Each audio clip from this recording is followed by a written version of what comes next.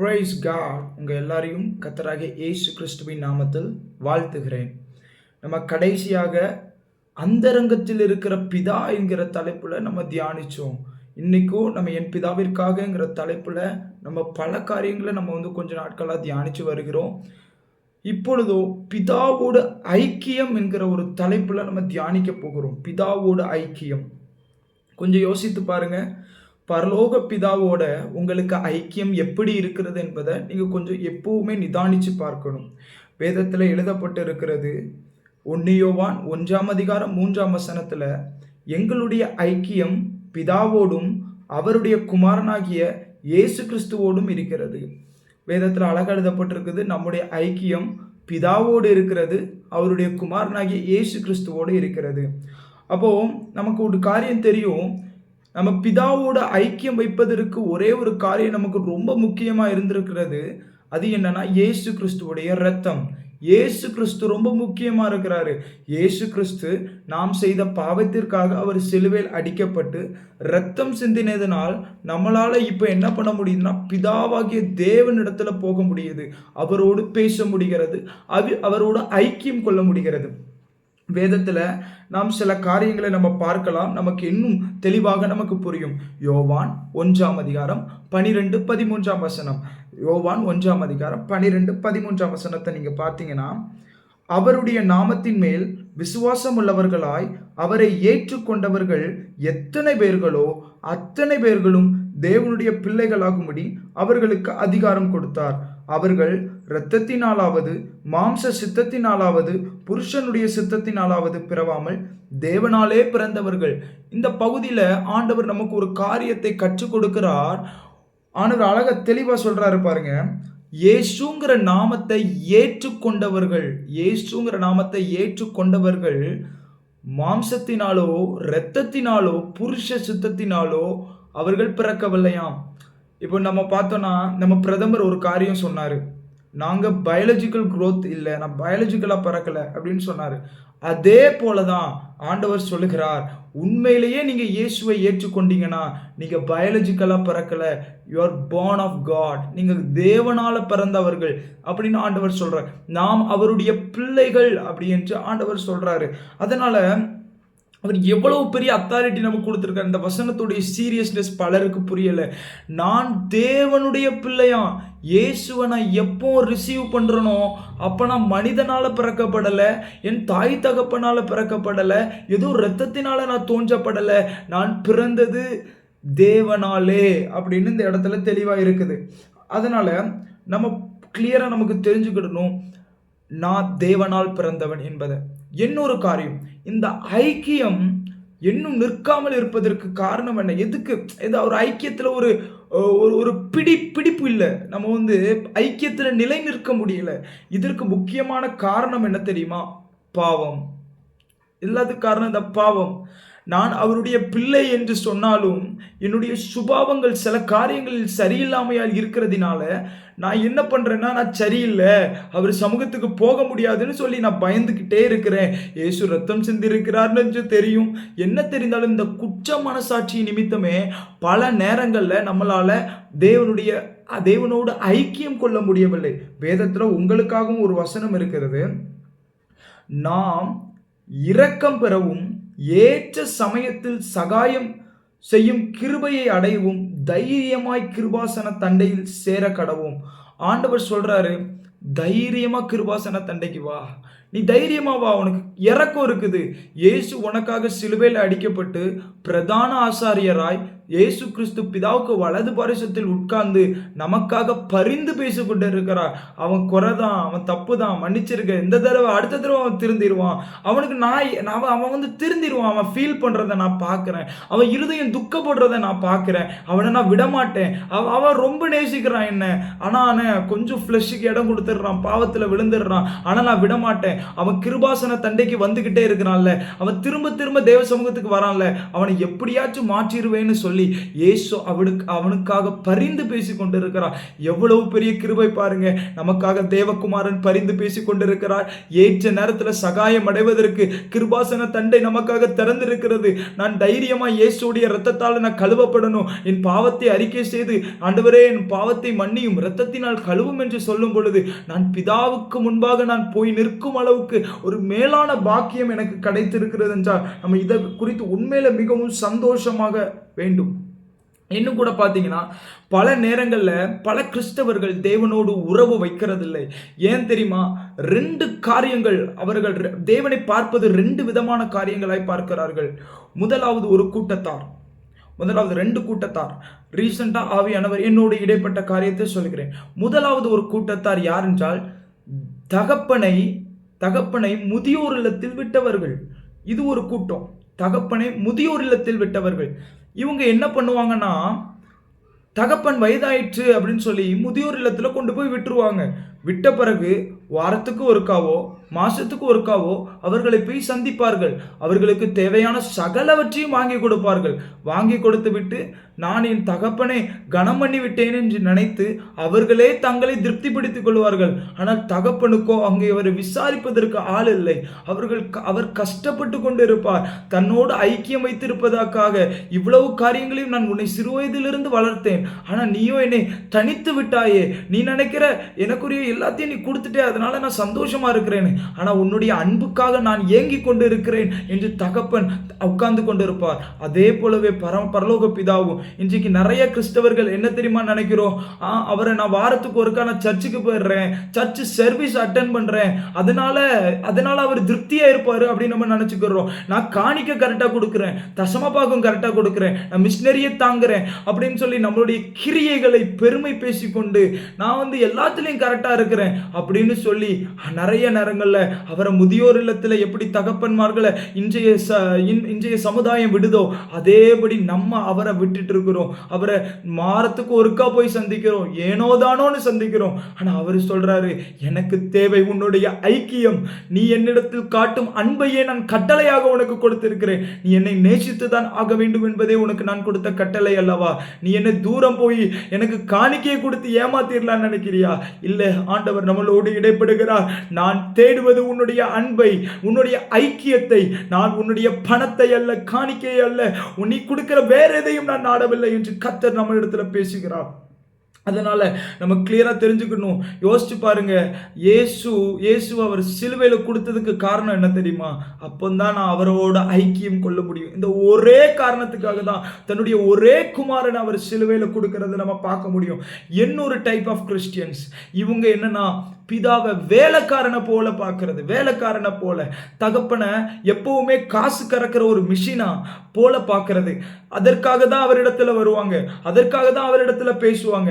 நிறைய நேரத்தில் அப்படி நிற்பாங்க, வந்த உடனே தெரிஞ்சிடும் காசுக்காக தான் வந்திருக்க. நிறைய தகப்பன் வயதான பிறகு வீட்டில் இருக்கும் போச்சுல சிலர் வீட்டில் வச்சிருக்கிறது காரணமா என்ன தெரியுமா? பென்ஷன் பணம் வரும்.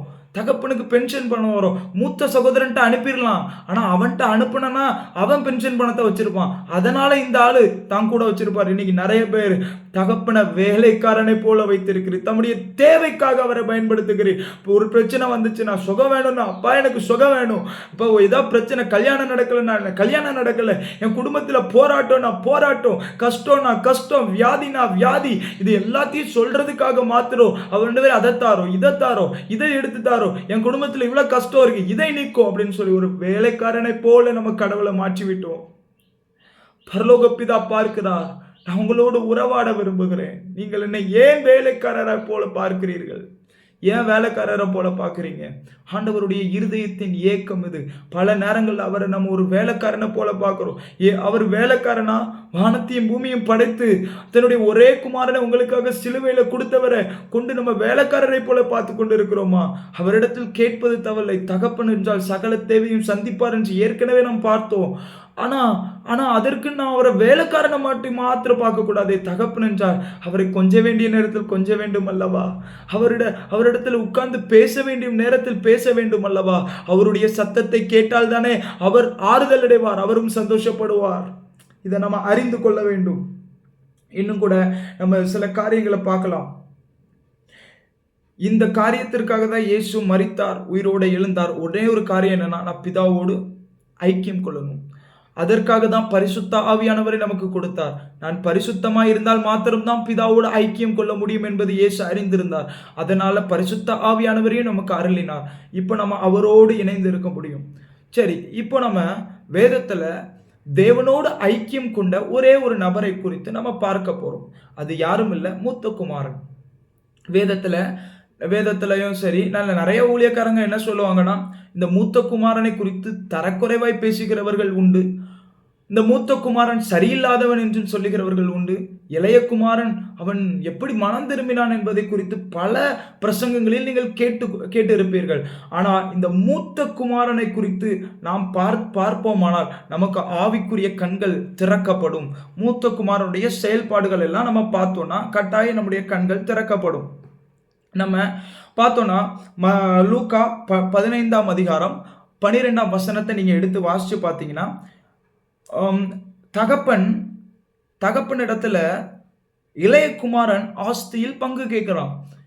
ஆனா தகப்பன் இளைய குமாரனுக்கு மாத்திரம் பங்கு கொடுக்கவில்லை, மூத்த குமாரனுக்கும் சேர்த்து தான் கொடுத்தார். அது அழகா இருக்குது. 2 பேருக்கும் பாதியா பங்கெடுத்து 2 பங்காக அவர் வைத்து கொடுக்கிறார். 2 பங்கு அவங்க கொடுத்த பிறகு இப்போ ஒரு காரியம் நடக்குது. இளையவன் தூர தேசத்திற்கு போனான், ஆனால் மூத்தவனோ தன் தகப்பனோடு இருந்தான். அப்போ 2 பேருக்கும் சொத்து பங்கு பிரிச்சு கொடுத்தாரு. ஆனா இளையவன் அந்த பங்கை பெற்றுக்கொண்டு தூர தேசத்திற்கு போனான், ஆனால் மூத்தவனோ தன் தகப்பனோடு இருந்தான். அப்போ அவனுடைய பிளான் என்ன தெரியுமா? தகப்பனோட ஐக்கியத்தில் இருந்து அவருக்கு அடங்கி இருப்பதை தான் அவன் தெரிந்து கொண்டான், மூத்த மகன். ஆனா இளைய மகனோ தூர தேசத்திற்கு போனான் என்பதை நம்ம பார்க்கலாம். ஆனா கொஞ்ச காலம் சென்று போகிறது. இளையவன் ஆஸ்தியை எல்லாத்தையும் இழக்கிறான். ஏன்னா அவன் இருந்த இடத்தில் ஒரு பஞ்சம் வருகிறது. இப்போ இளைய குமாரன் எதுவுமே இல்லைன்னு தெரிஞ்சிருச்சு. பஞ்சிக்கு வைக்கிற தவிடு கூட கிடைக்காமல் அவன் கஷ்டப்பட்டு கொண்டு இப்பொழுது அவன் ஓடி தகப்பனிடத்தில் வருகிறான். தூரத்தில் தகப்பன் பார்த்த உடனே தகப்பன் அவனை கட்டி அணைத்து முத்தமிடுகிறத பார்க்கிறோம். அன்பை வெளிப்படுத்துகிறத பார்க்கிறோம். அப்போ ஒரு டவுட் வரணும். பாவம் செய்த இளைய மகனை தகப்பன் கட்டி அணைத்து முத்தமிடுகிறார். இது தகப்பனுடைய அன்பு. ஆனா பல நேரத்துல மூத்த குமாரனும் வந்திருக்கிறான். ஏன்னா அவர் வீட்டுக்குள்ளதான் தகப்பனுடைய வீட்டுக்குள்ளதான் மூத்த குமாரனும் இருக்கிறான். ஆனால் மூத்த குமாரனை கட்டி பிடித்ததாகவோ அவனை முத்தமிட்டதாகவோ வேதத்தில் எழுதப்படவில்லை. நம்ம என்ன நினைக்கும் தெரியுமா? பல நேரத்துல இயேசு முத்தமிட்டாதான் இயேசு நம்மளை நேசிக்கிறார் அப்படி நம்ம நினைச்சுக்கிறோம். ஆனா பிதாவுக்கு ஒண்ணு தெரியும், சில காரியங்கள் தெரியும். தகப்பனுக்கு ஒரு காரியம் தெரியும். லூக்கா 15ஆம் அதிகாரம் 31ஆம் வசனத்துல ஆண்டவர் அழகா சொல்லுவாரு, இவன் எப்பொழுதும் என்னோடே இருக்கிறான், நான் இவனை முத்தமிட வேண்டியதில்லை, இவன் எப்பவும் என் கூட இருக்கிறான். பல நேரத்தில் நம்ம என்ன நினைக்கிறோம் தெரியுமா? ஏதாவது வேதம் வாசிக்கும் முச்சில் என்னை மட்டும் குறை சொல்லிக்கிட்டே இருக்கிறாரு, மற்ற எல்லாத்தையும் ஐ லவ் யூன்னு சொல்றாரு, மற்ற எல்லாத்தையும் நேசிக்கிறேன்னு சொல்றாரு, என்ன மட்டும் திட்டுறாரு, என்ன மட்டும் அப்படின்னு சொல்லி நிறைய யோசிப்போம். ஆனா இந்த இடத்துல நீங்க பாத்தீங்கன்னா, மூத்த குமாரன் வாசற்படியில் வரும் பொழுது முத்தமிடாத தகப்பன் இளைய குமாரன் வரும் பொழுது முத்தமிடுகிறார். காரணம் என்ன தெரியுமா? இவன் பின்வாங்கி போனவன், இவனை முத்தமிட்டால் தான் இவன் என்னோடு இருப்பான், ஆனால் இவன் எப்பொழுதும் என்னோடு இருக்கிறான். எனக்கு வேதத்தை எடுத்து பார்த்தீங்கன்னா சங்கீதம் 2:12 படி நம்ம முத்தமிடுவோம், நம்மளே அவரை முத்தமிடுவோம் அவர் அறிந்திருக்கிறார். குமாரன் கோபம் கொள்ளாமலும் வழியிலே நீங்கள் அழிந்து போகாதபடிக்கு அவரை முத்தம் செய்யுங்கள் என்று வேதத்தில் எழுதப்பட்டிருக்கிறபடி நம்ம என்ன பண்ணுமா? மூத்த குமாரனோட வேலை என்ன தெரியுமா? அவர் என்ன முத்தமிடுறாரோ இல்லையோ, நான் அவரை முத்தமிடுவேன். இதுதான் ஐக்கியத்துடைய ஒரு கொஞ்சம் நல்ல ஸ்ட்ராங்கான ஐக்கியத்தை குறிக்கிறது. எனக்கு ஆஸ்தியை பாதி கொடுத்தார், அவரை விட்டு நான் விலகவில்லை. அவர் அவர் அவர் எனக்கு எதுவும் கொடுக்கலைங்கிறதுனால அவரை முத்தமிடாமல் அவரை முத்தமிடுகிறான். அப்போ மூத்த குமாரன் ஒருத்தன் தேவனோட ஐக்கியத்தில் இருக்கிறவனுடைய சுபாவம் என்ன என்றால், எது இருந்தாலும் இல்லைனாலும் சரி தகப்பனோட தான் ஐக்கியத்தில் இருப்பேன். எது எனக்கு கிடைக்குதோ இல்லையோ நான் அவரை முத்தம் செய்வேன். அவர் என்னை முத்தம் செய்வாரா இல்லையோ நான் அவரை முத்தம் செய்வேன். இதுதான் அவனுடைய இருதயம். இன்னும் கூட வேதத்துல நம்ம ஒரு காரியத்தை பார்க்கலாம். பேதுரு இயேசுவை பின்பற்றி போகும்போதுல இயேசு பேதுருவை கடிந்து கொண்டதை பார்க்கலாம். பின்னாக போ சாத்தானேன்னு சொல்லுவார். அவனுடைய சில காரியங்கள் அவன் பேசும் பொழுது பின்னாக போ சாத்தானே என்று சொல்லுவார். அப்போ இயேசுவை பேதுரு பின்பற்றி போகும் பொழுது இயேசு பேதுருவை கடிந்து கொண்டார். ஆனால் பேதுரு பின்மாறி போன பொழுது அவன் தனக்கு பிழைப்புக்கு உண்டாக வேண்டும் என்று, சாப்பாடு வேண்டும் என்று அவன் திரும்பவும் எந்த வேலையை விட்டு வந்தானோ, கர்த்தர் எதை விட்டு நீ என் பின்னே வா, உன்னை மனிதரை பிடிப்ப ஆக்குவேன் என்று சொன்னாரோ, அதே தொழிலை அவன் மீண்டும் செய்கிறதை கர்த்தர் பார்க்கும் பொழுது அவர் மூன்று காரியங்களை கேட்கிறார். முதலாவது அவர் கேட்டது என்ன? சீமோனே, நீ இவர்களிலும் அன்பாய் இருக்கிறாயா? இப்போ தன்னுடைய அன்பை வெளிப்படுத்துகிறார். இவர்களிலும் நீ அன்பாய் இருக்கிறாயா? அவர் முதலாவது கேட்டது தான், இவர்களிலும் நீ அன்பா இருக்கிறாய். அப்ப என்ன கேட்க வரா? இத்தனை பேர் உன்னை சுத்தி இருக்கிறார்களே, இவர்கள் எல்லாரை காட்டிலும் என்னை அதிகமாய் நேசிக்கிறாயா என்று கேட்கிறார். இரண்டாவதாக ஒரு கேள்வி கேட்கிறார், நீ என்னிடத்தில் அன்பா இருக்கிறாயான்னு கேட்கிறார். என் இடத்தில் அப்படின்னா என்கிட்ட உள்ளவைகள்ல நீ அன்பா இருக்கிறாயா? நான் உனக்கு கொடுத்தேன்ல, நான் உனக்குன்னு வச்சிருக்கேன்ல அந்த ஆசீர்வாதம், அதுல அன்பா இருக்கிறாயா? நான் உனக்கென்று வைத்திருக்கிறேன் ஆவிக்குரிய வரங்கள் வல்லமைகள், இதன் மேல அன்பா இருக்கிறாயா? நான் உனக்கு கொடுத்திருக்கேன்ல, இதுலலாம் விருப்பம் இருக்குதா? என்கிட்ட ஆசீர்வாதத்தை பெற்றுக்கொள்ளணுங்கிற ஒரு வாஞ்சை உனக்கு இருக்குதா? இல்ல நீயா பிரயாசப்பட்டு மீனை பிடிக்கணும் என்று நினைத்து கொண்டு இருக்கிறாயோ என்று இரண்டாவது ஒரு கேள்வியை கேட்கிறா. முதல்ல எல்லார காட்டிலும், இரண்டாவது என்னிடத்தில், மூன்றாவது ஒரு கேள்வியை கேட்பார், நீ என்னை நேசிக்கிறாயா? மூணாவது சொல்றாரு, நீ ஆசீர்வாதத்துக்கு வரியோ இல்லையோ, எதுக்கு வரியோ இல்லையோ, எனக்காக நீ என்கிட்ட வரியா? இந்த மூன்று கேள்வியும் கேட்பார். இது மூன்றும் தேவன் தன்னுடைய அன்பை பேதுருக்கு வெளிப்படுத்துகிறது நம்மளால பார்க்க முடியும். பேதுருக்கு எதற்கு தன்னுடைய அன்பை வெளிப்படுத்துகிறார்? அவன் பின்மாறி போனான். அப்போ நம்ம நினைச்சுக்கிட்டு இருக்கோம், நம்மளை பாசமா அவர் பேசினாதான் அவர் அன்பு காட்டுறாரு. சில இடங்கள்ல நமக்குன்னு ஊழியர்கள் கடிந்து கொள்கிறத நம்ம பார்க்க முடியும். நம்ம அப்ப நினைப்போம், இல்ல ஆண்டவர் வெறுத்துட்டாரு போல. நிறைய நேரத்தில் நம்ம இருதயத்திலேயே நமக்கு ஒரு ஃபீலிங் வரும், நீ சரியில்லை, நீ நிறைய நேரம் தப்பு பண்ற. ஆவியானவர் பாவத்தை உணர்த்தும் பொழுது நம்ம நினைக்கிறோம் அவர் என்ன வெறுத்துட்டாரு போல. இல்ல, அவருக்கு தெரியும் நீ அவரோடு இருக்கிறன்னு தெரியும். அதனால உங்களை கடிந்து கொள்ளுகிறார். அதனால நீ தப்பு, நீ திருந்து, இன்னைக்கு நீ இப்படி பேசுனது தப்புன்னு ஏன் கடிந்து கொள்ளுகிறார்? காரணம் அவர் நேசிக்கிறார். ஆனா பின்வாங்கி போனான்ல, ஒருத்தன் விபச்சாரம் பண்ணான்ல, அவனை கடிந்து கொள்ளல, அவனை கட்டி பிடிக்கிறார். தூர தேசத்துல வேசித்தனம் பண்ணினானே, அவனை கட்டி அணைக்கிறார். காரணம் என்ன தெரியுமா? இவன் கட்டி அணைத்தாதான் என் கூட ஐக்கியத்திலே இருப்பான், இல்லைன்னா ஓடிடுவான்னு தெரியும். எதுக்கு சிலருக்கு வாக்குத்தத்தங்களை மாத்திரம் கொடுத்து நடத்திக்கிட்டே இருக்கிறாரு? எதுக்கு? ஓயாம அன்பின் வார்த்தையை மாத்திரம் தான் கூறிக்கிட்டே இருப்பாரு. காரணம் என்ன? தெரிந்து கொள்ளணும். அப்போ ஆண்டவர் அவர்களை தங்கள் பக்கமாக இழுப்பதற்காக சில காரியங்களை செய்கிறார் என்பதை நம்ம அறிந்து கொள்ளணும். அதனால நம்ம நினைக்கிற மாதிரி இயேசு யாரை முத்தமிடுகிறாரோ, யாரை சுகப்படுத்துகிறாரோ, யாரை தேற்றுகிறாரோ அவர்கள் மட்டும்தான் இயேசு நேசிக்கிறார் அப்படின்னு நம்ம நினைச்சிடக்கூடாது. அவருக்கு தெரியும் யார் இடத்துல நான் அன்பை வெளிப்படுத்தணும், யார் என்னிடத்தில் அன்பை வெளிப்படுத்துவார் என்பது இயேசுக்கு நல்லா தெரியும். இளைய குமாரன் இடத்துல ஆண்டவர் அன்பை வெளிப்படுத்த வேண்டியதா இருந்தது. ஆனால் மூத்த குமாரன் அவன் கர்த்தரிடத்துல அன்பை வெளிப்படுத்துகிறான். அப்போ இன்னும் கூட நம்ம வேதத்துல இன்னும் கூட காரியத்தை நம்ம செய்யலாம். இப்போ என்னன்னா, மூத்த குமாரன் கோபம் அடைந்து தகப்பனை பார்த்து, இத்தனை வருஷ காலமாய் நான் உமக்கு ஊழியம் செய்து ஒரு காலம் உம்முடைய கற்பனையை மீறாதிருந்தும் என் சிநேகிதரோடே நான் சந்தோஷமாய் இருக்கும்படிக்கு நீர் ஒரு காலம் எனக்கு ஒரு ஆட்டுக்குட்டியையாவது கொடுக்கவில்லை. வேசிகளிடத்தில் உம்முடைய ஆஸ்தியை அழித்து போட்ட உம்முடைய குமாரன் வந்தவுடன் கொளுத்த கன்றை அடிப்பித்தீரே என்றான். இப்போ மூத்த குமாரன் ஒரு காரியம் சொல்றான், இவ்வளவு நாள் உங்க கூட தானப்பா இருந்தேன், என் ஆஸ்தி தான். நீங்க எனக்கு கொடுத்தது, எனக்கு பங்கு பிரிச்சு கொடுத்திருந்தீங்க.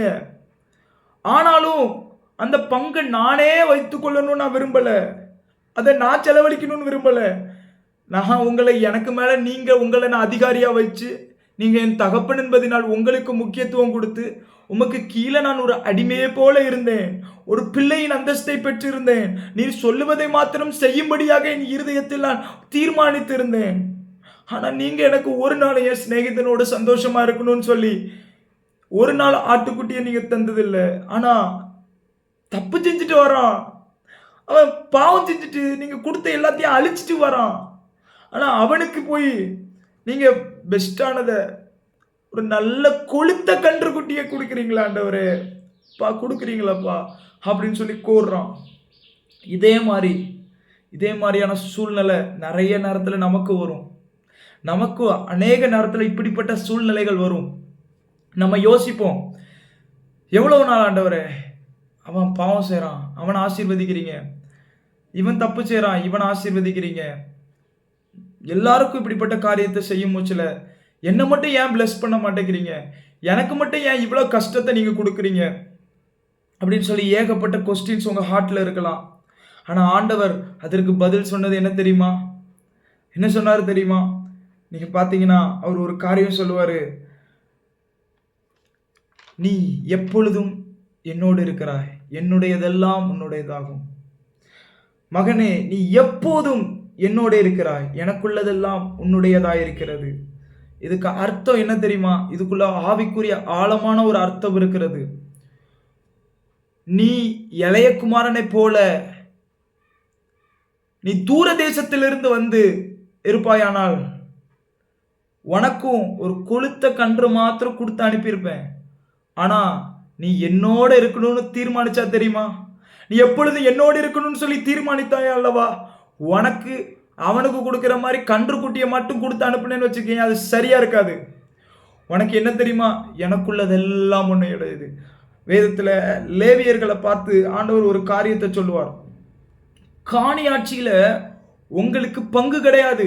எல்லா கோத்திரத்திற்கும் பங்கு உண்டு, ஆனால் லேவி கோத்திரத்திற்கு மாத்திரம் பங்கு கிடையாது. இது என்ன ஆண்டவரே நன்றாக இல்லை என்று யோசிக்கும் முச்சில ஆண்டவர் சொல்றாரு, நானே அவர்களுக்கு சுதந்திரம், நானே அவர்களுக்கு பங்கு. அப்ப இந்த இடத்துல சொல்றாரு, என்னுடையதெல்லாம் உன்னுடையதாகும் என்றால் அர்த்தம் என்ன தெரியுமா? ஆண்டவர் என்ன சொல்ல வருகிறார் என்று தெரியுமா? அவர் சொல்லுகிறார், நானே உனக்கு தான். உனக்கு ஆட்டுக்குட்டியை நீ எதிர்பார்த்து கொண்டிருக்கிறாய், ஆனா ஆட்டுக்குட்டியானவரே உங்களுக்கு தான் என்று ஆண்டவர் சொல்லுகிறார். நீ ஆட்டுக்குட்டி எதிர்பார்க்கிற, ஆனா ஆட்டுக்குட்டியானவரே உங்களுக்கு தான். ஆண்டவர் மேன்மையான காரியங்களை வைத்திருக்கிறார். இன்றைக்கு எனக்கு தேவைகள் சந்திக்கப்படலை என்று நீங்கள் துக்கித்துக் கொண்டிருக்கலாம். ஆனால் ஆண்டவர் நம்மிடத்தில் பேசுகிறார், உன் தேவைகள் ஒருவேளை சந்திக்கப்படாமல் இம்மட்டும் இருக்கலாம், அதை சந்திக்க மாட்டேன் என்று அவர் சொல்லவில்லை. நமக்கு ஏற்கனவே வாக்குத்தத்தம் பண்ணியிருக்கிறார். எனக்கு என்ன தேவை என்பது அவருக்கு தெரியும். நான் சந்தோஷமா இருப்பதற்கு எனக்கு கொடுக்க வேண்டியது என்ன என்று அவருக்கு தெரியும். அவர் சொல்லுகிறார், இம்மட்டும் நீ ஒருவேளை ஆட்டுக்குட்டியை பெறாதவனாய் இருக்கலாம், ஆனால் நீ என் சுதந்திரமாய் இருக்கிறபடியால், நான் உன் சுதந்திரமாய் இருக்கிறபடியால் என்னுடைய எல்லாம் உன்னுடையது. அதற்கு அர்த்தம் என்ன தெரியுமா? வரங்கள் வல்லமைகள் ஏராளமாய் உனக்கு கொடுக்க போகிறேன். மேலான அதிகாரத்தை உனக்கு கொடுக்க போகிறேன். நீ கட்டுகிறது எதுவாது கட்டப்படும், நீ கட்டவிழ்க்கிற எதுவாது கட்டவிழ்க்கப்படும். மேலான பரலோக ஐஸ்வர்யத்தினால் உன்னை நிரப்ப போகிறேன் என்று கர்த்தர் சொல்லுகிறார். இதுக்குதானா? எஸ், இதுக்கு தான் கர்த்தர் உங்களை அழைத்திருக்கிறார். மேன்மையான காரியங்களை சுதந்திரித்துக் கொள்ளும்படி. இந்த இடத்துல அதுதான் பார்க்கிறோம். அவர் சொல்லுகிறார், உனக்கு ஆட்டுக்குட்டி கொடுக்கலன்னு கவலைப்படாத, நானே உனக்கு சுதந்திரம். I am your freedom. நானே உனக்கு சுதந்திரம், நானே உனக்கு பங்கு. I am completely belongs to you. நான் உனக்கு முழுவதுமா உன்னுடையவன், நீ முழுவதுமா என்னுடையவன். இதுதான் ஐக்கியத்தின் உச்சகட்டம். எது இருக்கோ இல்லையோ, எதை தந்தாரோ இல்லையோ, I will love Jesus. I choose to love my heavenly Father. இதுதான் இதை நம்ம தெளிவா அறிந்து கொள்ளணும். அதனால நம்ம ஒரு காரியம் தெரிஞ்சு கொள்ளணும், ஒருத்தனுக்கு கண்ணுக்குட்டி கொடுக்கறதுனால அவனை ரொம்ப நேசிக்கிறாருன்ட்டு ஆயிராது. அவருக்கு தெரியும் யாருக்கு கண்ணுக்குட்டி கொடுக்கணும், யாருக்கு தன்னையே கொடுக்கணும்னு. அவர் எல்லாவற்றையும் அறிந்து செயல்படுகிறவராய் இருக்கிறபடினால் அவருக்கு நம்ம ஸ்தோத்திரம் செலுத்தலாம். இன்னொரு காரியத்தை கூட நம்ம பார்க்கலாம். ஆண்டவர்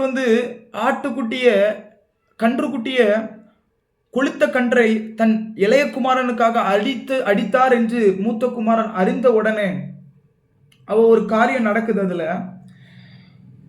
மூத்த குமாரன் என்ன பண்றானா, கோபப்பட்டு வெளியே நிக்கிறானாம். அவங்க உள்ள ஒரு பெரிய பார்ட்டி அரேஞ்ச் பண்ணிட்டாரு. ஒரு பெரிய விருந்து. ஒரு கொழுத்த கன்றை அடித்து விருந்து நடந்து கொண்டிருக்கிறது. வேலைக்காரர்கள் சந்தோஷமா இருக்கிறாங்க.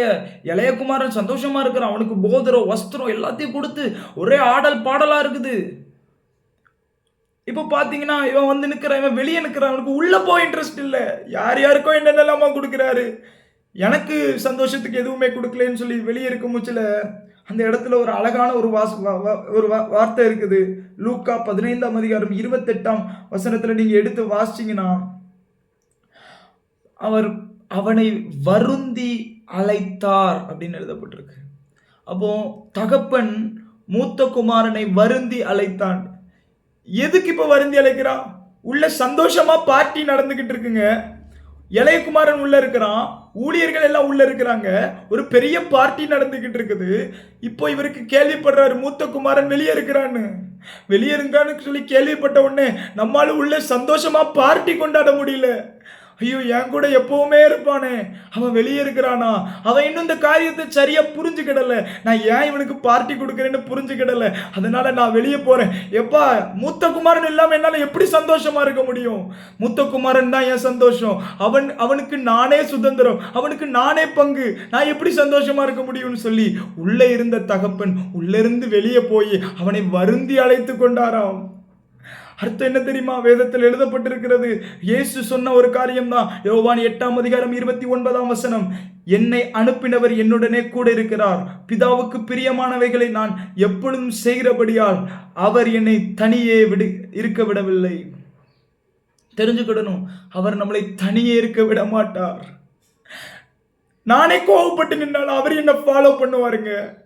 நானே கோவப்பட்டு இருந்தாலும் அவர் என்ன ஃபாலோ பண்ணுவார். எலியாவே, நீ கோவப்பட்டிருக்கலாம், நீ சோர்ந்து போயிருக்கலாம், சூரிய செடிக்கல, ஆனா நான் உன்னை ஃபாலோ பண்ணுவேன், தூதனை அனுப்புவேன் உனக்குன்னு. யோனாவே, நீ என் கூட இருந்தவல்ல, நீ தர்ஷிஷுக்கு இப்போ ஓடி போற, என் சித்தத்தை செய்யாம உன்னை விட்டுருவேனா? உன்னை விட மாட்டேன், உன்னை ஃபாலோ பண்ணுவேன், உன்னை ஃபாலோ பண்ணுவேன். காட் சொல்றாரு, சிலரை ஃபாலோ பண்ண போறாரு. ஆண்டவர் உங்களை ஃபாலோ பண்ண போறாரு. நீங்க எவ்வளவு தூரம் போனாலும் நான் விடுறதா இல்லை, உன்னை ஃபாலோ பண்ணியே தீருவேன். நீ என்னுடையவன், நீ எனக்காக இருந்த. இன்னைக்கு சில காரியம் உனக்கு செய்யப்படல, சுத்தி உள்ளவங்களுக்கு செய்யறேங்கிறதுனால நீ இப்போ கொஞ்சம் வருத்தத்துல வெளியே நின்றுகிட்டு இருக்கலாம். என் கிட்ட வரக்கூடாதுன்னு வெளியே நின்று கொண்டு இருக்கலாம். ஆனா நீ என் கிட்ட வரலனால நான் உன் கிட்ட வருவேன். இளைய குமாரன் ஆண்டவரை தள்ளிட்டு தூர தேசத்துக்கு போனான். அவனை தேடி தூர தேசத்துக்கு கர்த்தர் போகல. ஆனா இன்னொருத்தன அதே மாதிரி அந்த இடத்துல ஆண்டவரோடு இருந்தவன் எனக்கு தரலன்னு சொல்லிட்டு வெளியே நிற்கிறான். ஆண்டவர் இருக்கிற இடத்துக்கு போகக்கூடாது அப்படின்னு சொல்லி ஆண்டவர் சொல்றாரு, நீ வரலனால நான் வாங்கிட்ட வர்றேன். இதான் தகப்பனுடைய ஐக்கியம். எப்பவும் ஆண்டவரோடு நெருங்கி இருக்கிற அந்த பழக்கம் வந்து விடும். நீங்க அவரை உண்மையா பின்பற்ற ஆரம்பிச்சிட்டீங்கன்னா, அவருக்கு பிரியமானதெல்லாம் செய்யணும்னு சொல்லி இந்த மூத்த குமாரனை போல அவரோடே இருக்கிற அனுபவத்துக்குள்ள நீங்க வர விரும்பிட்டீங்கன்னா, அதுக்குள்ளேயே இருந்துட்டீங்கன்னா, ஆண்டவர் சொல்றார், நான் உங்களை தனியே விடுவதில்லை, நான் உங்களை தனியே விடுவதில்லை. மூத்த குமாரனை கர்த்தர் தனியே விடவில்லை. அவன் வெளியே நிற்கிறான், அவன் கஷ்டப்படுறான், அவன் இருதயம் கஷ்டப்படுதுன்னு தெரிஞ்ச உடனே அவர் வந்து சொல்றாரு, நான் தான் உனக்கு எல்லாம். ஆட்டுக்குட்டியை தேடுகிறாய், ஆட்டுக்குட்டியானவரே உன்னுடையவர். நீ நீ யோசிக்கலாம், அவனை மட்டும் கட்டி அணைத்தாரு, என்ன ஏன் கட்டி அணைக்கல? அவருக்கு தெரியும், நானே உன்னை நான் உன்னை கட்டி அணைக்க வேண்டியதில்லை, நீ என் கூட தானே இருக்க, நீ ஏன் எனக்கு முத்தம் கொடுப்பேன்னு தெரியும். அதனால நான் கவலைப்பட்டுக்கிட்டு இருக்க வேண்டியதில்லை. அதே மாதிரி நீ வெளியே தனியா இருந்து நீ துக்கத்திலேயோ உன்னை கஷ்டமான பாதையிலையும் நடத்த முச்சல, நீ தனியே இருக்க மாட்டாய். நான் உன் கூட இருப்பேன், நான் உன் கூட இருப்பேன். யோசேப்பு சிறைச்சாலையில் இருக்கும் பொழுது கர்த்தர் அவனோடு இருந்தார். போர்த்திபா வீட்டிலையும் கர்த்தர் அவனோடு இருந்தார். எல்லா சூழ்நிலைகளும் கர்த்தர் அவனோடு இருந்தார். வாழ்விலும் தாழ்விலும் சுகத்திலும் துக்கத்திலும் ஒருவர் கூட இருப்பார். அதுதான் பிதாவின் ஐக்கியம். பிதா உங்களோட ஐக்கியம் கொள்ள விரும்புகிறார். நம்முடைய ஐக்கியம் அப்படிப்பட்ட தேவனோடு இருக்கிறது. அவர் விரும்புகிறார், எல்லா சூழ்நிலையிலும் நான் அவரோட இருப்பேன். நானும் நானும் அதே மாதிரி ஒரு டிசிஷன் எடுக்கணும். எல்லா சூழ்நிலையிலும் நானும் அப்பாவோட இருப்பேன். அப்பாவும் எல்லா சூழ்நிலையும் என்னோடு இருப்பார். ஒரு காரியத்தை வாசிக்கிறேன். அவருக்கு பிரியமானதை செய்பவர் தனியே இருப்பதில்லை. இதுவே பிதாவின் வாக்கு. அவர்களுக்கு ஆட்டுக்குட்டி கிடைக்குமோ இல்லையோ, ஆட்டுக்குட்டியானவர் சுதந்திரம், வரங்கள் வல்லமைகள் ஏராளம். பிதாவோடு கூடிய ஐக்கியத்தை விட்டு விடாதீர்கள். அப்போ பிதாவோடு ஒரு ஐக்கியத்தை நம்ம வைத்துக் கொள்ளணும். தினமும் அவரிடத்துல ஃப்ரெண்ட்லியா பேசுங்க. அவர்கிட்ட நிறைய காரியத்தை பேசுங்க. அவர் சமூகத்துல உட்கார்ந்து வசனத்தை கற்றுத்தாரும் என்று கேளுங்க. அவர் ஆவியானவரை கொண்டு நிறைய காரியத்தை நமக்கு சொல்லிக் கொடுப்பார். இயேசுவை குமாரனையே நமக்காக கொடுத்தார் அல்லவா? நாமும் இயேசுவை போல நாமளும் பிதாவாகிய தேவனுக்கு ஒரு குமாரனாய் ஒரு குமாரத்தியாய் இருக்கிறோம். அவருக்கு பிள்ளையாய் இருக்கிறோம் என்பதை அறிந்து அவருடைய வார்த்தைகளுக்கு கீழ்ப்படிந்து நடக்க நம்ம ஒப்பு கொடுப்போம். ஒருவேளை இந்த இளைய குமாரனை பார்க்கும் போது பலர் யோசிச்சிருப்பாங்க, இளைய குமாரன் தான் நல்லவன் போலன்னு. ஆனா மூத்த குமாரனுக்கு கொடுக்கப்பட்ட கிருபைகளை பலர் பார்க்கல.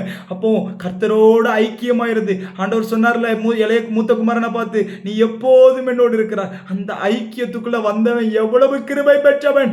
அவனை அவர் தனியே இருக்க விடுவதில்லை. சொல்றாரு, நான் அவனை தனியா இருக்க விட மாட்டேன்னு. விடமாட்டாரு. ஒரு நிமிஷம் அப்படி கண்களை மூடி, இந்த ஐக்கியம் இன்னையிலிருந்து உங்களை தொடர போகிறது.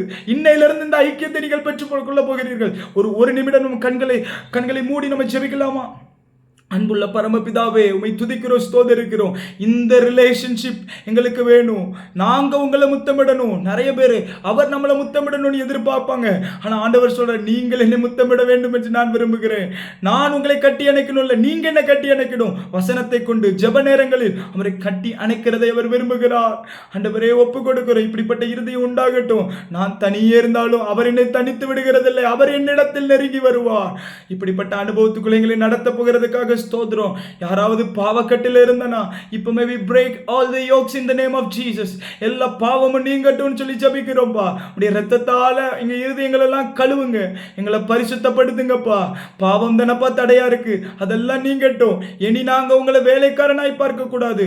ஏதோ ஒரு தகப்பனை முதியோர் இல்லத்தில் சேர்த்ததை போல நாங்க பார்க்க கூடாது. உங்களோட ஒரு ஐக்கியம், நீர் எதிர்பார்க்கும் அன்பை நாங்கள் உங்களிடத்துல வெளிப்படுத்தணும். அப்பா, பேதுருவிடத்துல கேட்டது போல, எனக்காக என்னை நேசிப்பாயான்னு கேட்டது போல, அப்பா என்னை நேசிக்கிறாயான்னு கேட்டீங்களே, அதன் போல அப்படி எல்லாரும் சேர்ந்து சொல்லலாமா? I love you Jesus, I love you Jesus. நீங்க முடிஞ்சனா கமெண்ட்ல டைப் பண்ணுங்க, ஐ லவ் யூ ஜீசஸ் சொல்லுங்க.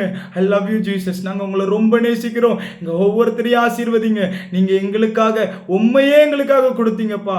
நீங்க தான் எங்களுக்கு சுதந்திரம், நீங்க தான் எனக்கு பங்குன்னு சொல்றீங்கல்ல, அதுக்காக நன்றி. இந்த ஐக்கியத்தை நாங்கள் முடிவு பரியந்தம் விடாது இருக்க கிருபை கொடுங்க அப்பா. நாங்க சாகும் வரையிலையோ இல்ல வருகை வரும் மட்டும் இந்த ஐக்கியம் போகக்கூடாது. எங்களுக்கு நீங்க வேணும்.